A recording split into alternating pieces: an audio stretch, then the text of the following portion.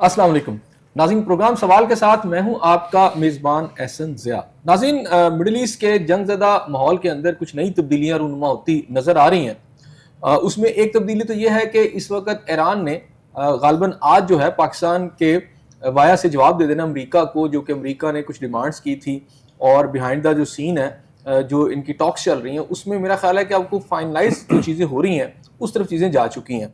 अब ट्रम्प साहब का बयान जो है वो दोबारा फिर आज रिपीट हुआ है, जिसके अंदर उन्होंने कहा है कि अगर ईरान ने बातें ना मानी तो फिर एक बहुत बड़ी जंग होगी और बहुत तबाही ईरान के अंदर आएगी। और जबकि ईरान की जो क़यादत है वो बड़ी इस वक्त मुसम्मम इरादे के साथ और जुर्रत रिंदाना के साथ अभी भी ट्रम्प को आंखें दिखा रही है, और वो कह रहे हैं कि ऐसे माहौल में मुज़ाकरात कामयाब नहीं हो सकते जहां धमकियां मिलें। ऐसे में इसराइल जो है, उनके ज़राए से भी ये पता चल रहा है, उनके मीडिया से भी ये पता चल रहा है कि इसराइल जो है इस सारी डील को बड़े ध्यान से देख रहा है और इस पर खासा परेशान नजर आ रहा है। असल इशू जो है कि जो यूरेनियम जो है, खास तौर पर अमेरिका ने जिसकी डिमांड की है कि जो high level in rich uranium है, क्या वो ईरान अमेरिका के हवाले कर देगा या किसी दूसरे मुल्क के हवाले कर देगा, जैसे कि अमेरिका डिमांड कर रहा है। ट्रंप ने आज भी बात की है कि हम एटम बम जो है वो उसे बनाने नहीं देंगे। खैर, ईरान ने तो पहले भी एटम बम नहीं बनाया और ये मुज़ाकरात तो इनके पहले भी हो चुके थे, और ओबामा के दौर में ईरान एग्री भी कर चुका था कि हम इसको खास लेवल से ऊपर नहीं ले जाते। तो फिर ये सारी जंग करके, ये सारा कुछ करके ट्रंप को क्या हासिल हुआ?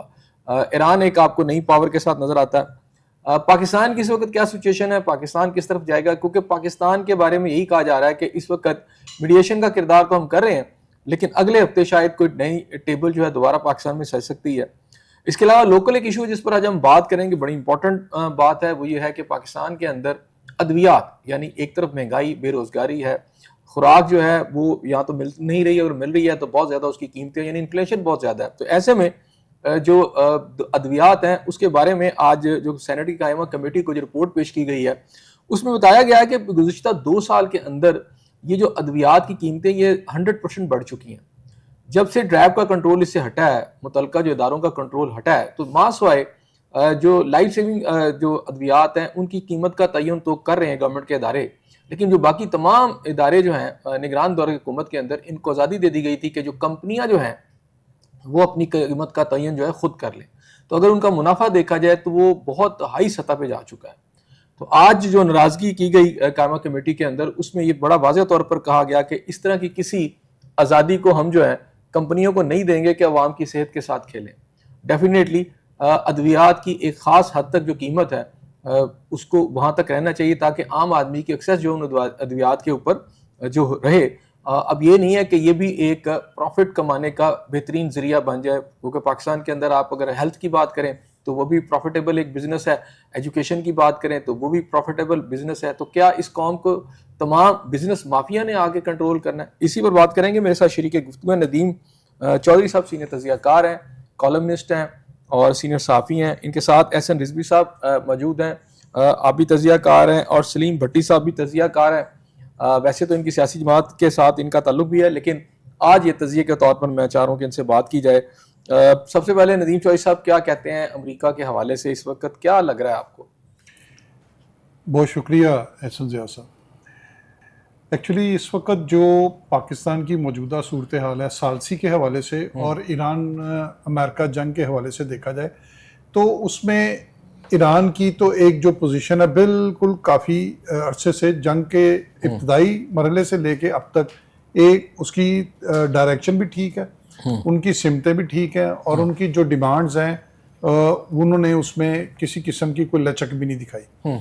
और नज़र ये आ रहा है कि ईरान इस वक्त जो जिस पोजीशन में है, अमेरिका आहिस्ता आहिस्ता उसकी बातों में सफारतकारी में उसके जाल में फंसता चला जा रहा है, और वक्त के गुजरने के साथ साथ दुनिया को ये एहसास होता जा रहा है कि अमेरिका अपनी पोजीशन खो रहा है ठीक सुपर पावर की। उसमें सबसे इम्पोर्टेंट चीज़ ये है कि ट्रंप का गैर संजीदा रवैया जो है वो अमेरिका की बहुत ज़्यादा तजलील का बायस भी बन रहा है। अब अमेरिका के अंदर एक नई सिलसिला ये शुरू हो गया कि आगे चुके कि इस साल के एंड पे दोबारा उनके मिड टर्म इलेक्शन भी हैं, तो उसमें अपोजिशन ने इस वक्त ट्रंप को आरे हाथों लिया हुआ है।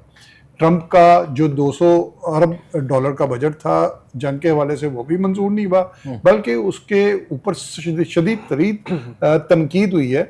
और यहाँ तक तनकीद हुई है कि ट्रंप को जहनी तौर पर मफलूज और ट्रंप को एक गैर संजीदा और ट्रंप को एक अनस्टेबल आदमी कहा गया और अपॉर्चुनिस्ट कहा गया। उसको कारोबारी तौर पर उसको देखा जा रहा है कि ये अपने कारोबार के लिए अमेरिका को दांव पे लगा रहा है। और अमेरिका के अंदर एक सोच जो है वो बड़ी डेवलप हुई है, वो ये है कि इसराइल के बेनिफिट की खातर अमेरिकन कुर्बानियां दे रहे हैं और अमेरिका सफर कर रहा है। और अमेरिका ने इसराइल की वजह से एक बेहतरीन खलीज के अंदर अपनी पोजीशन को खो दिया है। अब इसमें यह है कि कुछ लोग इंटरनेशनल लेवल पे जब इस बारे में डिस्कशन होती है वो कहते हैं कि ट्रंप का ये ख्याल था कि वो यूरोप और पूरी दुनिया को मिला के अपने जहाज जो है आपने हरमज से जब गुजारेगा तो ईरान की ये जरूरत नहीं होगी कि वो इनके ऊपर हमला करे। लेकिन वो अपने इस मकसद में कामयाब नहीं हुआ और उसने सिर्फ नाकाबंदी की हद तक अपने आप को रखा हुआ है। दूसरी तरफ ये है कि अब जो मुज़ाकरात हो रहे हैं वो इस बात पे हो रहे हैं कि आपने हरमज को खोला जाए या ना खोला जाए। अल्टीमेटली ईरान के मुतालबात मंजूर होते नजर आ रहे हैं। और दूसरा मरहला जिसकी वजह से ये जंग हुई थी वो थी यूरेनियम और जोहरी तवानाई के ऊपर ईरान का कंट्रोल।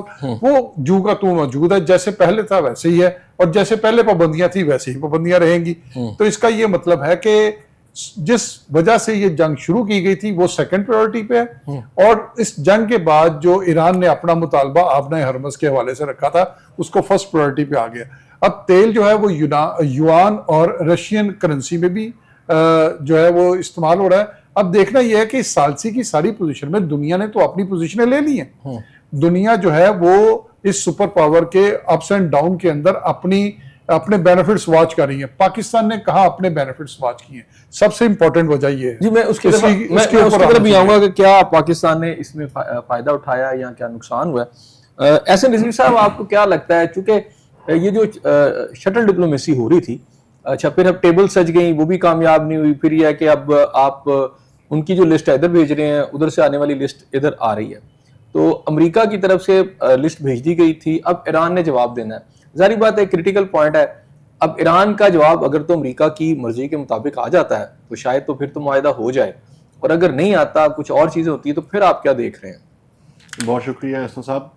गुजारिश ये है कि जैसे ईरान ने अपनी जंग बड़ी बेहतरीन तरीके से लड़ी, ईरान उसी तरह अपने जो टेबल पे है वो बड़े बेहतरीन तरीके से खेला है। और अभी तक इस्तकामत के साथ ईरान ने जो भी चीजें हैं और जो मीडिएटर्स बीच में मौजूद थे उनका भी ईरान ने एहतराम किया है। और जिस हद तक ईरान अपनी लचक दिखा सकता था वो ईरान ने दिखाई है। जहां तक आपने कहा कि इसमें जो मीडिएटर है जिसका पाकिस्तान, तो मैं समझता हूँ पाकिस्तान की यही बहुत बड़ी कामयाबी है कि पाकिस्तान ने एक सीज फायर कराने में कामयाब हुआ। और वो जंग जो 40 दिनों से तक जारी रही और जिसने पूरी दुनिया को जो है वो हिजान में मुब्तला किए रखा, वो किसी ना किसी तौर पर टली हुई है। और जहां तक मेरा ख्याल है आइंदा आने वाले दिनों में भी इंशाल्लाह ताला हमें बेहतरी की उम्मीद रखनी चाहिए। लेकिन यहाँ पे एक चीज बड़ी इंपॉर्टेंट है जो ईरान के हवाले से कहनी, कि ईरान की कौम में एक जज्बा देखा गया जो आज भी आप देखेंगे। ईरान में जब आपका सीज फायर हो चुका है तो ईरान की कौम ईरान की पॉलिटिकल लीडरशिप के साथ भी खड़ी हुई है।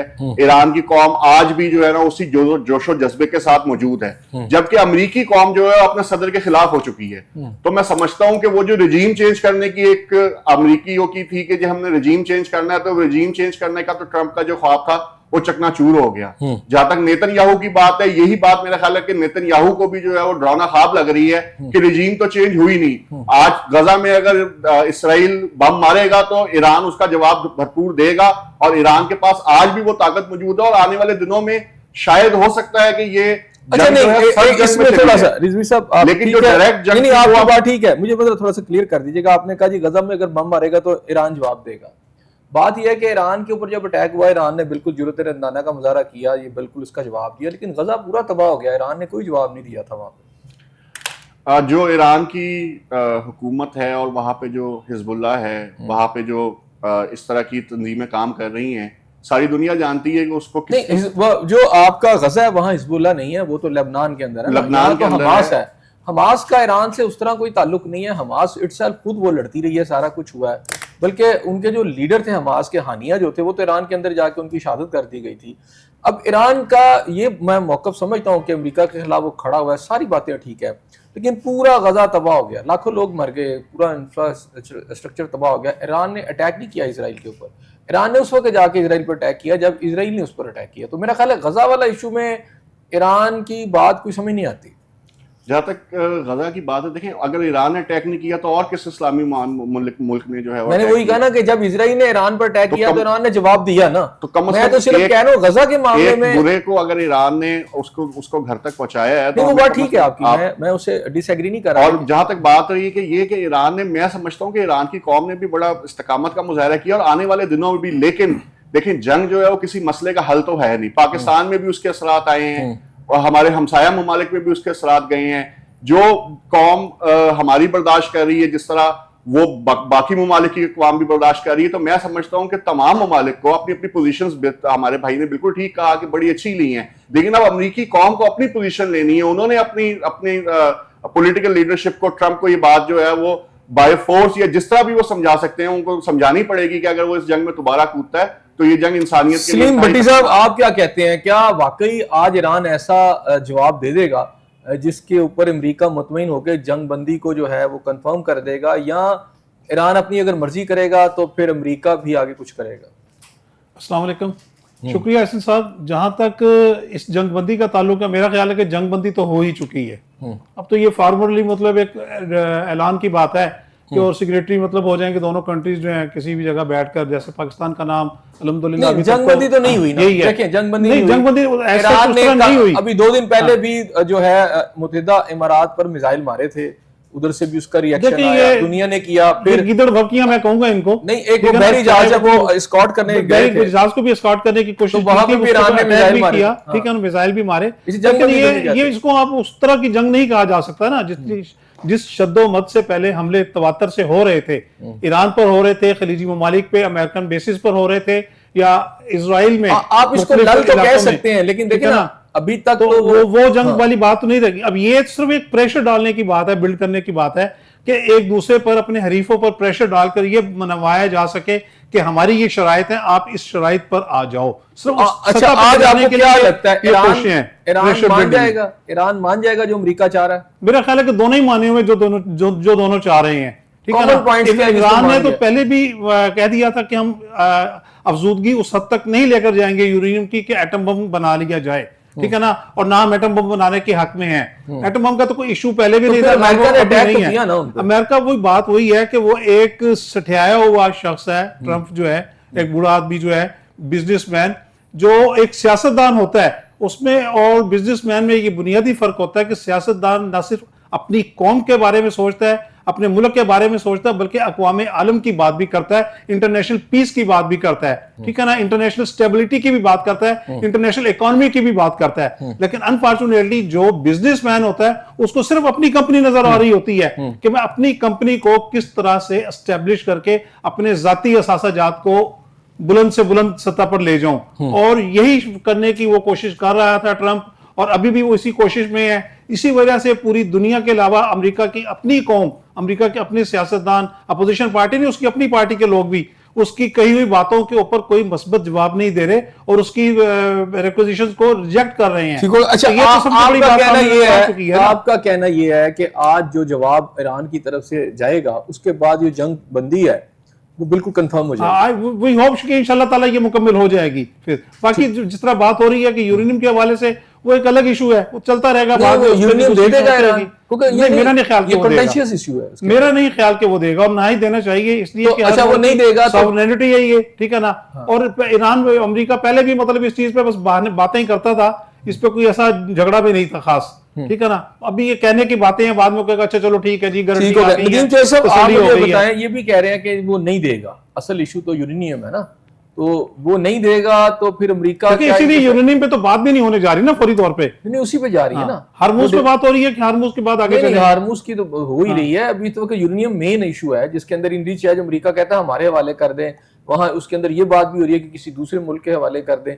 ये एक यानी बोन ऑफ कंटेंशन है दोनों के दरमियान में। ऐसा मैं इसमें एक चीज जरा वाजे कर दूं सर। सर जिस तरह बात के मैं जरा खोल के बयान कर देता हूँ। एक चीज आप देखें, जो इन्होंने बात की ना कि अभी ये जंग खत्म हो चुकी है, ये बेसिकली जंग खत्म हो चुकी हुई है। अच्छा। अब सिर्फ टेबल के ऊपर बैठ के ना मामला तय होने, और ये सफारतकारी की जंग होती है। दूसरे लफ्जों में मैं इसको आसान से लफ्ज में कहूँ कि ये जंग बाकायदा तौर पर अमेरिका हार चुका है, और अब सफारतकारी की जो जंग है उसमें भी वो हार रहा है मुसलसल, क्योंकि उसको अपने मुल्क की सपोर्ट नहीं है। दूसरी तरफ अमेरिका देखें कि उनके जितने भी लीडर चाहे मार गए, लेकिन ईरान के जितने भी लीडर शहीद हो गए, ईरान की पूरी अवाम अपनी लीडरशिप के साथ खड़ी है और उनका एक मौकफ है, ये उनकी जीत है। अब मैं आता हूँ आप अमेरिका, अब ट्रंप की तरफ आए। ट्रंप ने जो सबसे पहले बात छेड़ी थी मीडिया के अंदर, उन्होंने इस जंग शुरू की थी, वो रजीम चेंज की थी। जब रजीम चेंज उनको उसमें कामयाबी नहीं हुई तो फिर ट्रंप ने खिफत के दौर पे ये कहा कि हमने जितना असला और दिया वो लोगों ने बाहर निकाला ही नहीं, यानी कि उन्होंने उस मुल्क के अंदर जो है वो दखल अंदाजी करने की पूरी कोशिश की, उसमें मुकम्मल तौर पे नाकाम हुए। फिर उसके बाद उन्होंने जोहरी हथियारों की बात की, न्यूक्लियर की बात की, उससे पीछे हट के फिर उन्होंने तीसरी बात की कि हम पेट्रोल के जितने एसेट हैं उनके ऊपर हम कब्जा कर लेंगे। फिर उससे पीछे हटे और अब जाके आपने हरबस के ऊपर जाके अब लेन देन की बात हो रही है कि आप हमारे जहाज भी निकलने दें, आप युआन में भी उसकी पेट्रोल की जो है वो कीमत वसूल कर सकते हैं, आप रशियन रूबल में भी कर सकते हैं। तो बात ये इसका है, तो मतलब हुआ ईरान जो था उसने अपना जो ईरान जो है अपनी वो सवे जो कायम की है, ईरान उसने आइंदा से अब नए रूमर से जो भी जो गुजरेगा जहाज जो है बहरी जहाज, उससे जो वो 100% टैक्स लेगा सर, वो 100% वो अमेरिका उसको मान लेगा, सर, दुनिया मान लेगी। 100% टूल टैक्स देगा। यूरोप और बाकी मुल्क सब मान चुके हुए हैं।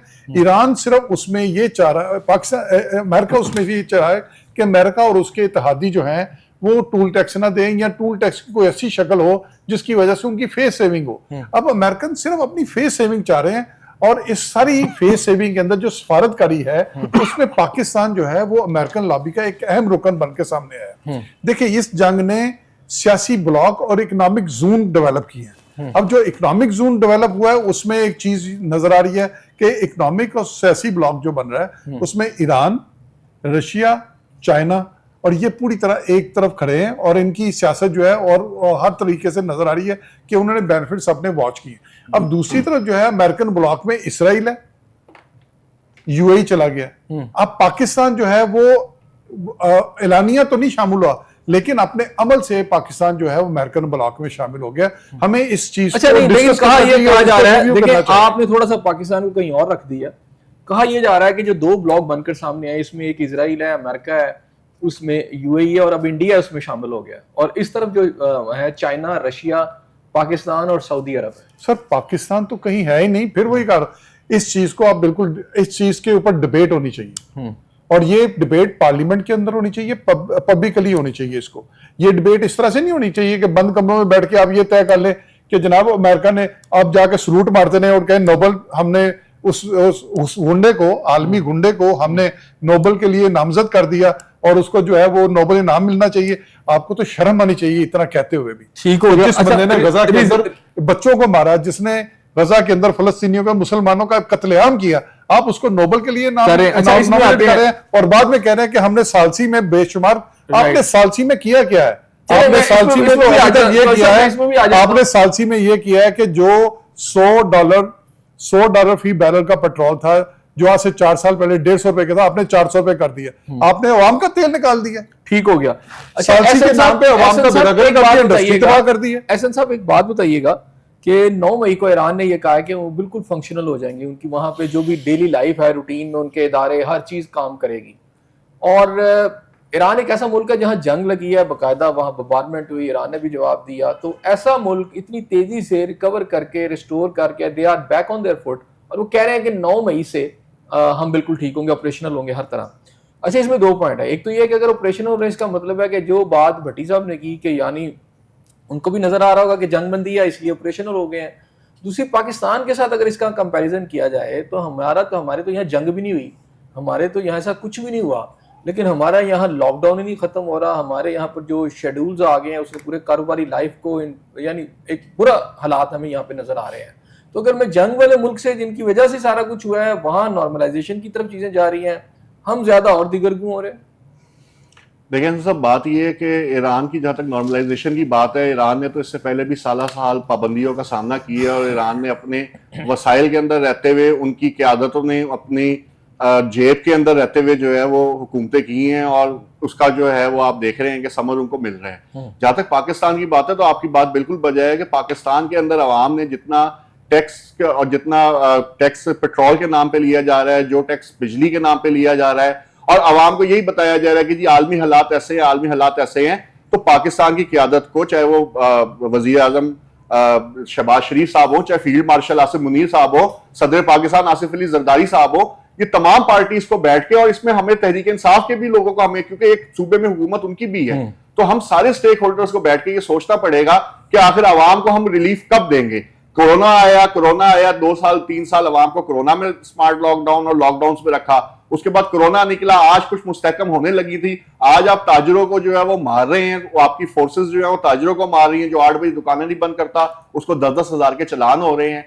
पूरा जो एक नेटवर्क है वो आप रोड पे निकल जाए, अल्लाह की कसम ऐसा लगता है कि जैसे कोई सरकारी भत्ताखोर फिर रहे हैं। ट्रैफिक पुलिस है तो वो दे मार्क्स, अगर देखें आपने आवाम को 400 रुपए पेट्रोल देना था तो आप खुदारा कम से कम जो चलान हुए आवाम के वो ही माफ कर देते पिछले, कि चलें ये तो चलान थे ना, आप माफ कर देते, कोई तो ऐसी चीज लेकर आते कि उससे आवाम को कोई रिलीफ मिलता। लेकिन ना आवाम को बिजली में रिलीफ है, ना आवाम को किसी किस्म का टैक्स में रिलीफ है, ना आवाम को पेट्रोल में रिलीफ है। और इसमें आपको एक और बात बताऊं कि जिस काम के लिए फोर्सेस, खासतौर पे हम, क्योंकि हम पंजाब में बैठे, पंजाब की बात करेंगे, पैरा फोर्स बनाएगी कि जी वो करेगी, रेट्स को कंट्रोल करेगी, वो सब्जियों के रेट को कंट्रोल नहीं कर रहे हैं। वो एक अजीब ही उसमें पड़े हुए हैं कि जो दुकान 15 मिनट लेट खुली हुई है उसका उठा के सामान ले जाते हैं, उस पर वो ताले लगा देते हैं। तो मैं समझता हूं कि तमाम सूबाई हुकूमतों को और वफाकी हुकूमत को एक पेज पे बैठ के, और ये बैठते हैं कौमी सलामती के मामला के लिए बैठते हैं, तो ये भी कौमी सलामती का मामला है। अगर आपकी कौम भूखी सोएगी तो ना कोई हमें वोट देगा, जब हम वोट मांगने जाएंगे वो हमें जूते मारेंगे। तो खुदारा इस बात को समझें, तमाम क़यादत है इसमें, मैं पीपल्स पार्टी की क़यादत को भी कहूंगा, नून लीग की क़यादत को भी कहूंगा, तहरीक इंसाफ की क़यादत को भी कहूंगा, और अस्करी क़यादत को भी कहूंगा कि आप एक पेज पर बैठें और अब कुछ दिन जो है वो आवाम के लिए एक 12 घंटे की मीटिंग आवाम के लिए भी करें, और जो आपने फैसले किए थे वो भी आप इंप्लीमेंट कराने में नाकाम हुए हैं अभी तक, तो उनको ही कम से कम इंप्लीमेंट करवा लें तो थोड़ी सी जान आवाम की। सलीम भट्टी साहब, इस वक्त इंटरनेशनल ऑयल की जो कीमत है पर बैरल जो है आज $100 से भी नीचे आ चुकी है। जो ब्रेंट ऑयल है वो तकरीबन कोई 97-98 का चला गया है, और जो WTI है वो तकरीबन वो 91 रुपीस पे, यानी बैरल डॉलर पे चला गया है। तो अब तो 100 से भी नीचे आ गया, लेकिन पाकिस्तान में इस पर कोई रिलीफ नहीं है। अवाम क्यों मिलेगा रिलीफ पाकिस्तान में? पाकिस्तान के अवाम को रिलीफ क्यों दे? पाकिस्तान की अवाम करती ही क्या है? क्या पाकिस्तान की अवाम इतनी बाशऊर है कि अपने हक के लिए खड़ी हो सके? क्या पाकिस्तान के अवाम इतने बाहिम्मत हैं कि अपने हक की आवाज बुलंद कर सकें? नहीं, आवाज तो करते हैं, शोर कोई नहीं नहीं बुलंद करते, करते, सुनता ही कोई बिल्कुल नहीं करते। ये तो बिरयानी की प्लेटों पर बिकने वाली कौम बन चुकी है, बदकिस्मती है हमारी। ठीक है ना, आज जरा सी बात होती है मतलब तो आवाम उसको आराम से अडॉप्ट कर लेती है, तो ठीक हो गया, जितनी मर्जी बात हो। आप ये देखें, ये सारी बात है करप्शन की। हमारे हुक्मरान, में किसी एक पार्टी की बात नहीं कर रहा, किसी एक शख्स की, एक सियासतदान की बात नहीं कर रहा, लीडर की, मिन हैसुल कौम, जहां पूरी कौम ही करप्ट हो चुकी हो, तो हमारे हुक्मरान भी तो वैसे ही आएंगे, बल्कि उससे ज्यादा बदतरीन आ रहे हैं। कौन सा दौर है? मैं अपने तालिब इल्मी के जमाने से बात अगर करूं, ठीक है ना, आपके कुछ सवालों वो एडवांस जवाब हो जाएगा उसका, कि हम स्कूल में पढ़ते थे तो जो हालात थे, मेरा ख्याल है कि शायद वो कंपैरेटिवली बेहतर थे। ठीक है ना, वो जुल्फकार अली भुट्टो का दौर था, उसके बाद मार्शल लॉ आना शुरू हुआ। मार्शल लॉ आया तो अफगान हुकूमत के नाम पर डॉलरों की जो बारिश हुई, और असला जो हमारे तालीमी इदारों में आया, और क्लाशुकोव के साथ हेरोइन भी हमारे तालिब इल्मों के मुंह में चली गई, और चर्च जो है उनके नाकों में, नथरों में घुस गई। तो ये करप्शन जो थी, मतलब अच्छा, आप कहते हैं से लेकर मंसूर एडमिरल से लेकर, ठीक है ना, अगर फौजी एस्टेब्लिशमेंट की बात कर रहे थे तो वो फौजी भी तो हमारे ही भाई हैं ना, हमारे ही बच्चे हैं। अच्छा, एक बात जो फौज में भर्ती करते हैं, ये ब्यूरोक्रेट मतलब जो एक गरीब किसान का असिस्टेंट कमिश्नर बन के अवाम रिएक्शन नहीं देती है सड़कों पर, बिल्कुल नहीं देती अवाम। कल एक इवेंट हुआ है, क्या हम इस इंडिकेशन समझे कि यार ये इवेंट जो है अवाम का जो रिएक्शन है बढ़ेगा? बिलावल भुट्टो साहब जा रहे थे कराची के अंदर कहीं पर, और उनकी कोई 60-70 गाड़ियां प्रोटोकॉल की साथ थी, कोई 10-15 गाड़ियां गुजर चुकी थी, अवाम को घंटों से उन्होंने रोका हुआ था। तो लोगों ने नहीं फिर देखा कि ये कौन सा प्रोटोकॉल है, वो घुस गए, उन्होंने गुस्से में आकर वो, फिर हमने देखा कि उनके प्रोटोकॉल की 2 गाड़ियां कोई पीछे रह गई, कोई घूम के आ रही है, फंस गई। उन्होंने उस प्रोटोकॉल के साथ उनको गुजरने नहीं दिया। अवाम का रिएक्शन इस हद तक था। इसे क्या बारिश का पहला खतरा समझे? जो आप कह रहे हैं कि अपने हक के लिए नहीं निकलते, घंटों इन्हें इंतजार करना पड़ता है, बल्कि यूं कहें कि जूते वो कहते हैं ज्यादा पड़े। तो क्या लगता है कि अवाम जो जूते खा रही थी वो खड़ी हो चुकी है, और ये रिएक्शन आपको पब्लिक में आगे बढ़ता नजर आ रहा है? मुझे ये बताएं कि वो जो पब्लिक एट लार्ज थी, वो चंद सरफिरे नौजवान जो गुस्से में आके आगे निकल आए, ठीक है ना, उनके आने से क्या होगा? बाकी जहां तक प्रोटोकॉल का ताल्लुक है, ये तो हमारी एस्टेब्लिशमेंट और ब्यूरोक्रेसी का पैदा किया हुआ है, ठीक है ना। नाम नेहाद मतलब हम दहशतगर्दी की कभी बात करते हैं, कभी सिक्योरिटी की बात करते हैं, और अपने लीडरों को, लीडर तो आवाम से हैं। जुल्फकार अली भुट्टो शहीद से लेकर, मैं बच्चा था उस वक्त, मुझे याद है, ठीक है ना, मैंने 5वीं या 4थी क्लास का स्टूडेंट था, बहसी स्काउट, उनसे हाथ मिलाया उस वक्त एक पब्लिक गैदरिंग में, स्कूल में, स्टेडियम में आए थे, स्पोर्ट्स का कोई इवेंट था। उसके अलावा बिलावल भुट्टो अवाम में जा रहे हैं, लोग धक्के भी मार रहे हैं, बेनजीर भुट्टो को हमने देखा है, ठीक है ना, बिलावल भुट्टो को भी धक्के पड़े, लोगों ने कहा कोई सिक्योरिटी का इशू नहीं होता। ये कौन इशू बनाते हैं? ये मैं कहता हूं, ये एस्टेब्लिशमेंट वाले, ब्यूरोक्रेसी वाले ये बनाते हैं, ये पॉलिसियां बनाते हैं। ऐसा है ना, 3 घंटे पहले रोड ब्लॉक करने की क्या जरूरत थी? बिलावल भुट्टो ने कहा था, ये आसिफ जरदारी कहता है, ये हत्ता के नवाज शरीफ भी कहता है कि मेरे लिए 3 घंटे पहले रास्ता ब्लॉक कर दो। बेनजीर भुट्टो की शहादत हुई है, ये ब्यूरोक्रेसी करती है सारी हरकतें। बेनजीर भुट्टो की शहादत हुई है, जो आपको पता है, वो भी तो एक जलसे के अंदर ही सारा कुछ हुआ। जलसे के अंदर हो गया था, उससे पहले लियाकत अली खान का भी तो शहादत का वाकया एक जलसे में ही हुआ था ना। तो ये इशू नहीं है। ये इंदिरा गांधी का भी मतलब जो हुआ था, उनके सिक्योरिटी गार्ड ने मार दिया था। हमारे यहाँ पेट्रोल की कीमतें भी कम नहीं हुई, और आपको पता है कि आज जो एक नई खबर यह है कि IMF को यह कहा गया कि 200 तक जो मिल रहे थे आपको यूनिट, एक स्लैब थी, उसकी सब्सिडी खत्म, उसकी सब्सिडी खत्म कर दी ये गई। 2027 से ये सब्सिडी खत्म हो जाएगी। हाँ। एक्चुअली $1.2 बिलियन का जो कर्जा कल मिल जाएगा, उसकी कल अप्रूवल हो जाएगी, 8 मई को उसकी अप्रूवल हो जाएगी। उसके बाद जो है ये उसमें वादा किया गया है कि हम ना सब्सिडी खत्म कर देंगे। एक्चुअली मैं इसकी जो सलीम भट्टी साहब भी बात कर रहे थे, इस हुकूमत के पास कोई मुआशी कोई उसके पास ना ऐसा प्लान नहीं है जिसके तहत इस मुल्क को बाहर निकाला जा सके। इसकी मैं एक बड़ी सी वजह आपको बता दूं कि अभी तक जो है ना, पाकिस्तान का जो ट्रेड डेफिसिट है वो $32 अरब से बढ़ चुका है, और इस साल तारीख का सबसे बड़ा ट्रेड डेफिसिट आएगा जून में, $40 अरब हो जाएगा। तो इतनी हमारी एक्सपोर्ट्स इससे यानी $33 बिलियन तो हमारी एक्सपोर्ट्स है। ट्रेड डेफिसिट है 32 अरब। इससे पहले ये ट्रेड डेफिसिट सबसे बड़ा 2018 में मियां नवाज शरीफ छोड़ के गए थे, वो $20 अरब का छोड़ के गए थे, और छोटे मियां साहब ने उसको 2 से ज़रब दे दिया, 20 का $40 अरब कर दिया। ये 4 साल कारकर्दगी है जनाब छोटे मियां साहब की। अब इसमें जो सबसे इंपॉर्टेंट बात वो मैं आपको बताता चलूं कि तारीख का ये सबसे बड़ा जो खसारा था, इसमें एक चीज और भी शामिल थी। पाकिस्तान से जितना कोई पैसा निकाल के लेके जाता था ना पाकिस्तान से बाहर, उसके ऊपर एक कानून था कि किसी को कोई पूछा नहीं जाएगा। ये कानून 2018 तक था, इमरान खान के दौर में ये काला कानून खत्म किया गया, और नवाज शरीफ पूछेगा नहीं, इसे काला कानून कहते हैं। इसे काला कानून यानी पूछा जाएगा, ले जा नहीं सकता। हाँ, इमरान खान साहब के दौर में उस पर बार लगा दी गई, फिर बार लगा दी गई कि अब इन 4 सालों में आपका 55 खरब रुपए पहले आपका कर्ज था, जो इन 4 सालों में आपका 85 खरब रुपए से ज्यादा हो चुका है। ठीक है। आप पहले 3 खरब रुपया उसके ऊपर सूद देते थे, अब आप 8 खरब रुपया सूद देते हैं। पहले कैपेसिटी पेमेंट आप 2.2 खरब रुपया देते थे, अब आप 3.2 खरब रुपया देते। यानी कि आपकी कैपेसिटी पेमेंट, और खौफनाक बात ये है, जो कैपेसिटी पेमेंट बिजली की मद में, जो मैं उसको डकैती कहूंगा, ये नेशनल डकैतियां हैं, जो मुआहदे जो IPPs के साथ है, ये नेशनल डकैतीज है। तो ये नेशनल डकैतियां जो है, इसके तहत जो है पाकिस्तान का अब तक सिर्फ 15 सालों में 2015 से 2025 के दरमियान तकरीबन $50 अरब कैपेसिटी पेमेंट में पाकिस्तान अदा कर चुके हैं। आपके टोटल कर्जों का आधा खरब रुपए से भी ज्यादा बनते हैं ये तो। हाँ जी इसमें अभी आप अंदाजा करें कि आपके ऊपर आप रोजाना की बुनियाद पर अगर इसको लेते हैं ना, तो इन 4 सालों में रोजाना की बुनियाद पर 20 अरब रुपया कर्जा लिया जा रहा है। अच्छा, मुझे ये बताएं, मैं वही कंपैरिजन करना चाह रहा था कि जंग हो रही है ईरान के अंदर, वहां उसका इंफ्रास्ट्रक्चर तबाह हो रहा है, ट्रंप ये क्लेम कर रहा है कि हमने वहां बर्बादी फेर दी है। वो 9 मई को ऐलान कर रहे हैं कि हमारी अभी ट्रेनें भी चलेंगी, हमारी बसें भी चलेंगी। ट्रंप तो एक झूठा आदमी है। नहीं, एक बात कर रहा हूँ, चले जंग तो ही ना, मिसाइल गिरे इजराइल। मैं ये कह रहा हूँ कि उनका इंफ्रास्ट्रक्चर, जंगज़दा मुल्क जो है वो 9 मई को, यानी और 2-3 दिन के बाद वो फुली ऑपरेशनल हो गया। हमारे यहाँ कोई जंग भी नहीं हुई, हमने किया भी कुछ नहीं। तो मैं आपको बता रहा हूँ, हमारे मुल्क के अंदर इस वक्त जो है वो कोई सिस्टम नहीं। हमारे मुल्क के अंदर लूट मार है, किस तरीके से नेशनल एसेट्स को लूटा जाए, किस तरीके से कौमी खजाने को खाली किया जाए। आप ये अंदाजा करें कि पिछले साल 3300 अरब रुपया जो है बिजली का आपने वापडा ने पब्लिक से पैसे लिए बिलों की सूरत में, उसमें से 2900 अरब रुपया आपने दे दिया कैपेसिटी पेमेंट की मद में। आपको मैं एक खौफनाक मिसाल और देता हूं। साहिवाल का एक कोल पावर प्लांट है, पहले ये 3 पावर प्लांट ये भी नवाज शरीफ साहब ने लगाए थे, पोर्ट कासम, चाइना हब को और साहिवाल कोल, ये कोयले के ऊपर चलने थे।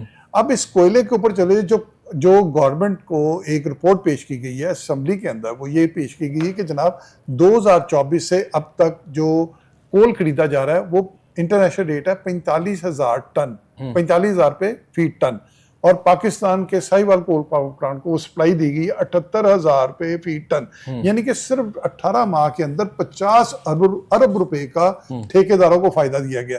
ये सब क्यों किया जाता है? ये सब नजर आ रहा है, ये ठीक हो गया, इसी पर मैं दूसरे इसके कोई एहतसाब नहीं है, कोई अदारा नहीं है। ठीक हो गया नितिन, जैसे वो पॉइंट आ गया इसी पे। सॉरी भाई की बात मैं थोड़ी सी बढ़ाऊंगा।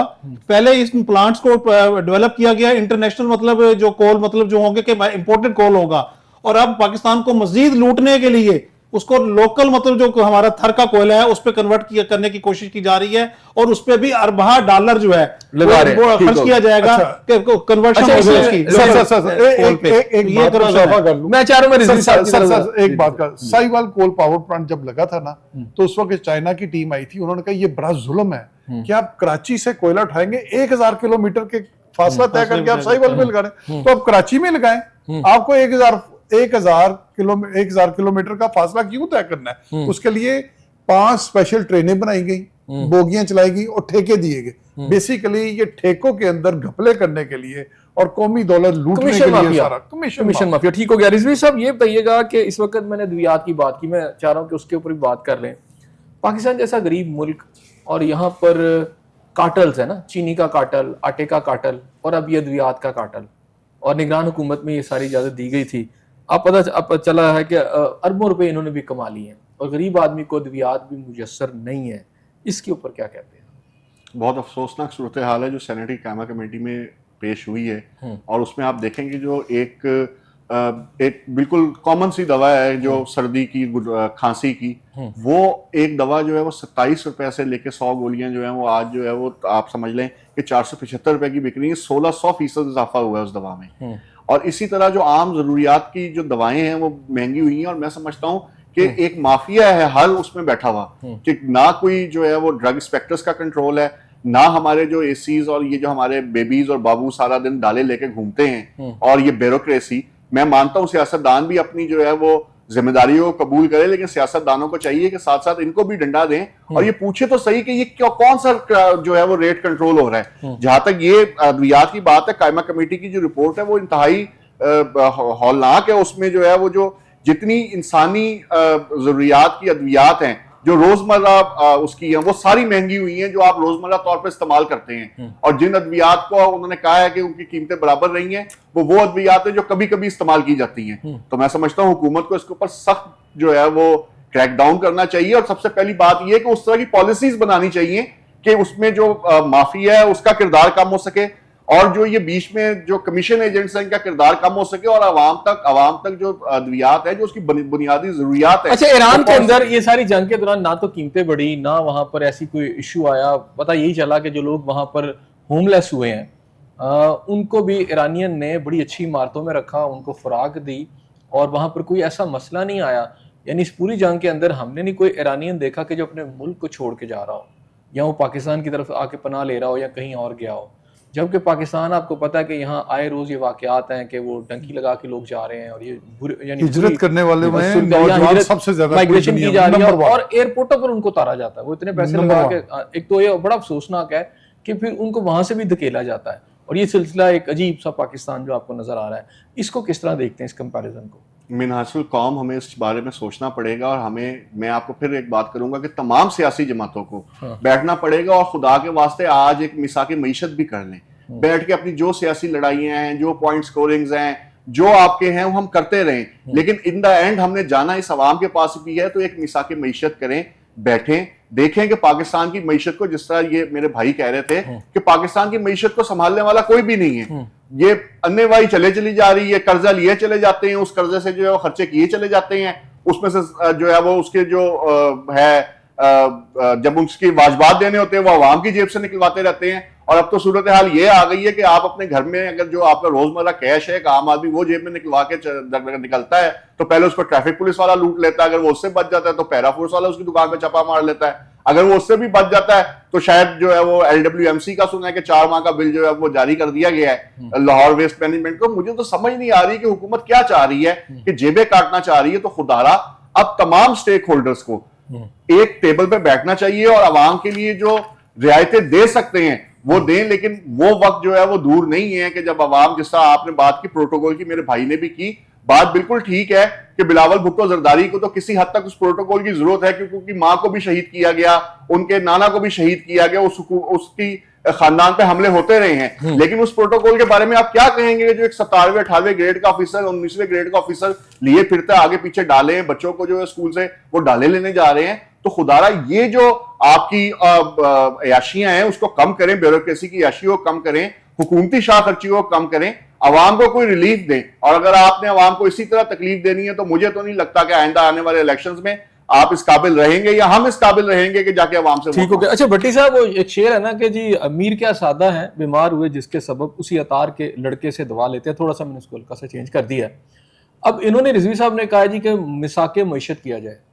मसला ये है कि इस हमाम में तो सारे नंगे हैं और किन्होंने करना है, यानी वो काटल जो कि इस वक्त असम्बलियों में बैठे हुए हैं, हुकूमत में बैठे हुए हैं।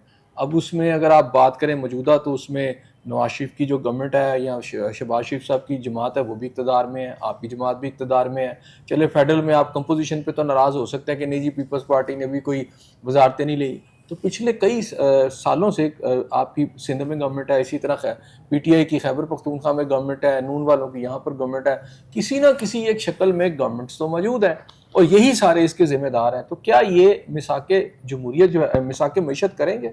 बिल्कुल करना चाहिए। अगर ये मिसाके में नहीं, मैं ये सलीम भट्टी साहब से जरा पूछना चाह रहा हूं। अच्छा एहसन भाई, मैं 2 सवालों के जवाब देना चाहूंगा। जो एक सवाल जो आपने मुझसे किया नहीं मेडिसिन के हवाले से, क्योंकि मेरा पर्सनल एक्सपीरियंस है, मैं फार्मास्यूटिकल का डिस्ट्रीब्यूटर से लेकर उसका मैन्युफैक्चर तक रहा हूं और मैंने अपने कैरियर का स्टार्ट लिया था ना, जो कैरियर का स्टार्ट लिया था अपने मैंने एज ए डिस्ट्रीब्यूटर भी, उससे पहले मैंने कंपनी के में बतौर मेडिकल रिप्रेजेंटेटिव भी तो फिर आप तो बड़ी डिटेल से मेरे पास वो भी एक्सपीरियंस है, मैं वो भी आपसे शेयर करना चाहूंगा। लेकिन मिसाके मुईशत की बात कर लूं, जहां तक मिसाके मुईशत का ताल्लुक है, पाकिस्तान पीपल्स पार्टी अच्छा प्लीज पीपल्स पार्टी को डिफेंड ना कीजिएगा, हमेशा कहती रही है। नहीं डिफेंड ना कीजिएगा, नहीं डिफेंड नहीं कर रहा मैं, उसमें पूरी तरह जिम्मेदार है। नहीं मैं डिफेंड नहीं कर रहा, उसमें फिर ये ज्यादती हो जाएगी कि आप वो कहते रहे हैं कि मिसाके मुईशत करें। और अगर मिसाके मुईशत होता है जिसमें तमाम पॉलिटिकल पार्टीज, चाहे मैं समझता हूं कि उसमें जो पार्लियामेंट के अंदर पार्टीज हैं वो, या कुछ पार्टीज ऐसी जो नेशनल लेवल पे मतलब काम कर रही हैं, मजहबी जमातें भी हों चाहे, और वो पार्लियामेंट में ना भी हों, उनको भी साथ मिलाकर बैठकर कुछ चीजें तय करके बेहतर बनाने के लिए हम ये काम करेंगे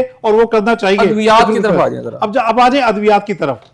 आज पाकिस्तान में जो कोई एंटीबायोटिक एक इंजेक्शन 1 ग्राम का 6 या 700 रुपए का मिलता है, मैं दावे के साथ कहता हूं कि वो 25 से 20 रुपए के दरमियान उसकी ज्यादा मैन्युफैक्चरिंग कास्ट नहीं होती, टोटल हर चीज पैक, ये तो हजारों गुना ज्यादा मुनाफा, हजारों गुना।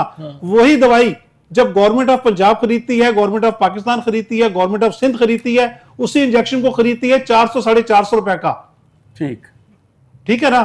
और उसमें तमाम उनके अकाउंटेंट जो एक बिल बनाने वाला दफ्तर में MS के साथ बैठा होता है, MS हो गया, CEO हो गया, DO हो गया, जितने लोग हैं उन सबके कमीशन होते हैं। ठीक है ना। उसके बाद वो ही दवाई जो है जो 20 से 25 रुपए बिकती है, वो मार्केट में आके 600 से लेके 700 रुपए तक सेल हो रही है, बदकिस्मती से एंटीबायोटिक का इंजेक्शन जो जान बचाने वाली अद्वियात में भी होता है। इसी तरह कोई भी महंगी से महंगी तरीन टेबलेट 1 या 2 रुपए से ज्यादा नहीं बनती। मैं चैलेंज से कहता हूं, ये तो फिर फार्मास्यूटिकल कंपनी सबसे बड़ा, फार्मास्यूटिकल कंपनियां ही नहीं, हम बहैसियत मिनासिल कौम से लेकर हमारे तमाम सियासतदान, मैं उस वक्त 90s की बात आपके साथ करूं, मेरा ताल्लुक बहावलपुर से है। बदकिस्मती से मियां नवाज शरीफ के वजीर सेहत जो थे, जिनका ताल्लुक बहावलपुर से था, उन्होंने, हमने सुना मार्केट में कि 3 करोड़ रुपया मिनिस्टर साहब ने लिया है रिश्वत का, कीमतें बढ़ने लगी हैं और कीमतें बढ़ी। वो 3 करोड़ से लेकर एक ऐसा वक्त भी आया कि मेरा एक भाई, मेरा एक दोस्त एक मिनिस्टर के पास बैठा हुआ था अपनी फार्मास्यूटिकल कंपनी की मेडिसिन रजिस्ट्रेशन कराने के लिए, फाइलों पे साइन कराने के लिए। तो वो मुझे कहा, मैंने उससे फोन किया, मैं कहा यार कहां बैठे हो, मैं तुमसे मिलना चाहता हूं। तो मैं तो इधर इस्लामाबाद आया हूं। मैं कहा मैं तो पेशावर आ रहा हूं, अपने बिजनेस टूर पे था उस वक्त। तो मैंने कहा कहाँ हो? कहता इस मिनिस्टर के पास बैठा हूं। मैं कहा यार मेरा ताल्लुक है, मैं आऊं? कहता ना तू ना अभी काम खराब हो चुका, दस्तखत नहीं करने होने, पैसे नहीं लाने तेरे को।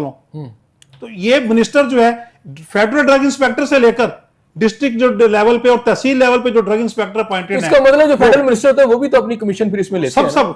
सारे और सारे आपका क्या ख्याल है कि फेडरल मिनिस्टर ने उसको पैसा लेकर अपनी जेब में डाल लिया होगा? जब मेरे जैसे एक मामूली से वर्कर ने, मजदूर ने, जो बहावलपुर जैसे मतलब एक पसमानदा इलाके में बैठ के काम कर रहा था, उसको ये कान में भनक आ गई कि 3 करोड़ रुपया मिनिस्टर साहब चूंकि थाने बहावलपुर दी गए ने, तो सामने क्लियर होगी बात, ये ले रहे हैं और इतने परसेंट ये दवाई, और उसी तरह कीमतें बढ़ी। अब दूसरी तरफ मैं एक चीज और निशानदेही करना चाहता हूं, ये डॉक्टर्स जो हैं ये भी एक बहुत बड़ा माफी है। डॉक्टर साहबान जो हैं, ना सिर्फ अब वो बात खत्म हो गई कि डॉक्टर साहब कहते जी पैसे दो तो मैं दवाइयां लिखता जाऊंगा, या उनके गाड़ियां दे दी जाती थी चाबियां, या उनके बच्चों को यूरोप में पढ़ने भेज दिया जाता तो उनकी फीसें कंपनियां देती थी। अब तो डॉक्टर कहता है ये दवाई बना दो और बाहर इन मेडिकल स्टोर पे रख दो, बस। वो डॉक्टर अपनी ही दवाइयां लिख रहे हैं इस मुल्क में, यानी उससे आगे चले गए, तरक्की कर ली है, उससे भी आगे चले गए हैं। बात वही है कि जब तक हम जेनेरिक मेडिसिन, जिस तरह किसी जमाने में जुल्फिकार अली भुट्टो साहब ने एक फार्मूला पेश किया था कि जेनेरिक मेडिसिन के अलावा जैसे इंडिया के अंदर है इस वक्त। इंडिया में है, ईरान में है, यूरोप में है, पूरा यूरोप है, ठीक है ना, कहीं आपको दवाई नहीं लिखी जा सकती। हमारे अपने बच्चे बहन भाई आते जाते रहते हैं अच्छा, कुछ थोड़ा सा इन्होंने किया था कोई लॉ मेकिंग टाइप की ऐसी चीज के, कोई डॉक्टर ऐसा नहीं करेगा, लेकिन उसमें कोई इंप्लीमेंटेशन पाकिस्तान में कौन सा कानून है जो नहीं है, और इम्प्लीमेंटेशन ठीक है, असल बात तो इम्प्लीमेंटेशन की, अमल की। ठीक हो गया नदीम चौधरी साहब, इस पर आपको डॉक्टर ऐसा मिलता ही नहीं है कि जिसको हम कहें कि यार तू खुदा वास्ते दवाई लिख रहे हैं। मैं सलीम भट्टी साहब की बात को ना थोड़ा सा आगे बढ़ाता हूँ। एक तो ये है कि ये जो drug regulatory authority of Pakistan है, इसने जो कीमतें बढ़ाई हैं ना सर, इसमें कुछ की कीमतें कम की हैं और कुछ की कीमतें बढ़ाई हैं, लेकिन 329 अद्वियात ऐसी हैं जिनकी 50 से 100% तक उनकी कीमत। अच्छा, एक बात यहाँ जरा कर लीजिए, अच्छा, भट्टी साहब ने बात बताई है ना, बड़ी इंपॉर्टेंट बात है, और मेरा ख्याल है ये दुरुस्त है कि ये जो चीज है इसकी जो मैन्युफैक्चरिंग कॉस्ट है बाज़ का 60-70 रुपए होती है और वो 700 रुपए। सर मेरा अपना अगर कीमत कम भी कर दी जाए तो कितनी है? हर्बल मेडिसिन का और कॉस्मेटिक मेडिसिन का मेरा 18 साल का मैन्युफैक्चरिंग का एक्सपीरियंस है। अगर ये इतनी महंगी कर दी गई, कुछ कम भी कर दी जाएगी तो उसमें क्या फर्क है? मैं खुद मैन्युफैक्चर रहा हूं, मुझे पता है रॉ मटेरियल की क्या प्राइस है, किसी की क्या चीज है। तमाम महकमे करप्शन के अंदर लुथरे हुए हैं। ये सेहत का महकमा तो अब कारोबार बन चुका हुआ है, तो इस और हमारे मुल्क के अंदर करप्शन के ऊपर तो कोई सजा होती नहीं। सजा अगर होती है तो गरीब आदमी को होती है, ताकतवर जो है वो आप यानी पीरा शीरा आम ताजर को पकड़कर रेडी वाले को तो मार रहे हैं। आप देखें ना, वो बड़ी इमाम वालों का तो वो पूरी कॉलोनी साफ कर दी और वन कॉन्स्टिट्यूशन में चूंकि सारी शराफी है उसके ऊपर कमेटी बन गई। तो ये पाकिस्तान का एक कल्चर बन चुका है जिसमें अशराफिया ताकतवर है और वो पूरा मुल्क लूट कर खाने को तैयार बैठी है, उसको कोई रोकने वाला नहीं है। यानी कि मैं एक छोटी सी इनकी बात को मैं आगे बढ़ाता हूँ कि आप ये देखें पाकिस्तान के ऊपर जिस तरह ग्रिप की हुई है फार्मास्यूटिकल कंपनियों में, ये फार्मास्यूटिकल कंपनियां बाय डिजाइन पाकिस्तान के अंदर आई हुई हैं और पाकिस्तान का बेड़ा गर्क कर दिया इन्होंने। और पाकिस्तान के अंदर हर्बल मेडिसिन के ऊपर अगर कोई एक यूनिवर्सिटी बनी थी हकीम सईद साहब की, तो हकीम सईद साहब को कत्ल कर दिया गया और कहा जाता है कि उसके पीछे भी फार्मास्यूटिकल कंपनियों का हाथ था। कभी किसी मेडिकल कॉलेज के ऑनर को कत्ल होते आपने देखा है या सुना है? कभी नहीं सुना होगा। एक बनी थी यूनिवर्सिटी सिर्फ। और आपका जो कल्चर है इसमें सबसे ज्यादा जो प्रॉब्लम है वो एलोपैथिक मेडिसिन की वजह से है, जो ड्रग एडिक्शन है। ये एक बहुत बड़ा माफिया है और ये नशा बेचने से भी बड़ा मुनाफे बख्श कारोबार है। इसके ऊपर वैसे हुकूमत को सोचना चाहिए। लेकिन दूसरी तरफ में आपको जो तवज्जो तलब बात है वो ये है कि आज से 50 साल पहले जब भुट्टो साहब का दौर था तो लाहौर के अंदर आबादी जो थी वो 40 से 45 लाख थी। यहाँ पे सिर्फ 5 टीचिंग हॉस्पिटल थे भट्टी साहब, 5 टीचिंग सरकारी टीचिंग हॉस्पिटल सिर्फ 5 थे। अब भी सिर्फ 5 ही हैं सरकारी। उन्हीं को एक्सटेंड किया जा रहा है, उन्हीं को एक्सटेंड किया जा रहा है। 2 करोड़ की आबादी हो चुकी है। आपने सेहत को कारोबार बना दिया, आपने एजुकेशन को प्राइवेट हॉस्पिटल जो खुल गया ना उनको कामयाब आपने एजुकेशन को कोई आपके पास मंसूबा नहीं है पब्लिक को रिलीफ देने का, कोई आपके पास मंसूबा नहीं है कि सस्ती अद्वियात सस्ता इलाज दे दे। महंगी तालीम में तालीम को आपने कारोबार बना दिया। तो पहुंच आज से 50 साल पहले, मैं आपको सिर्फ एक फिगर, आज से 50 साल पहले पंजाब में जो सरकारी स्कूलों की तादाद थी वो 62,000 थी। इस वक्त सिर्फ 48,000 रह गई है। आबादी कितनी हो गई है? 4 गुना बढ़ गई है। 2.25 लाख आपके प्राइवेट स्कूल्स हैं जो इस वक्त आपको एजुकेशन दे रहे हैं।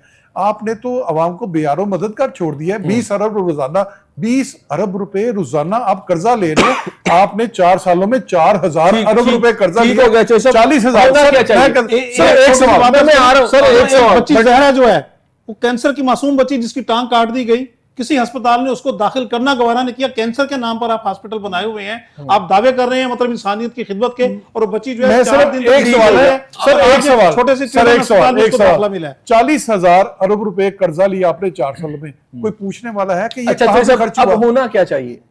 मैं हेल्थ के बारे में बात कर रहा हूँ, ये जो अद्वियात वाली है, मैं चाह रहा हूँ कि सुजेशन देते हैं जेनरिक मेडिसिन, जेनरिक मेडिसिन। जी नदीर साहब आप बताएं। आप सर इस पूरे निजाम के ऊपर ना चेक एंड बैलेंस होना चाहिए। ड्रग जो है रेगुलेटरी अथॉरिटी, इसको तो बिल्कुल खत्म कर देना चाहिए। जी रिजवी साहब आप क्या कहते हैं? मैं तो ये समझता हूँ जी, जितनी अथॉरिटीज़ हैं वो सिर्फ आवाम का गला दबाने के लिए हैं। तो अगर इन अथॉरिटीज़ ने करना कुछ नहीं है, चाहे वो नेपरा हो, चाहे ड्रग रेगुलेटरी अथॉरिटी हो, चाहे जितनी भी अथॉरिटीज़ हैं, तो इससे बेहतर है उनको खत्म कर दिया जाए। अच्छा ठीक मेरे हो गया। भाई जो है ना पीपल्स पार्टी से हैं, अच्छा, और नहीं। ये अपनी हुकूमत के खिलाफ चलो, बोलते जा मेरा रहे हैं। टाइम नहीं, नहीं है, मैं ये कह रहा था एक जनरल बात कर रहे हैं, हुकूमत की बात नहीं हो रही देखिए, सर। पीपल्स पार्टी आवाम से है ठीक और है। हमने कल आवाम से वोट लेने जाना जी है। बिल्कुल। अच्छा और हम भट्टी इसके साहब बाद जो है टाइम अपनी खत्म क्यादत करना को भी करते हैं। जी भट्टी साहब आप क्या कहते जी मैं सिर्फ यही अर्ज करूंगा कि जेनरिक मेडिसिन, जब तक जेनरिक मेडिसिन में हम नहीं जाएंगे, ये कंट्रोल जो है, ये चाहे कोई अथॉरिटी बना लें। यहां तो अनफॉर्चुनेटली हमने खुद देखा कि वो जो ड्रग कोर्ट में बैठे हुए चेयरमैन थे, जो कुछ कर रहे थे उस पे अल्लाह की अमान, बस इससे ज्यादा मैं बहुत क्या कहूं। शुक्रिया नाज़रीन, आपने मेरे शुरका की बातें सुनी। इस दुआ के साथ कि अल्लाह ताला आपको अपनी रहमतों के साए में रखे। अपने मेजबान एहसन ज़िया को इजाजत दीजिए। अल्लाह हाफिज।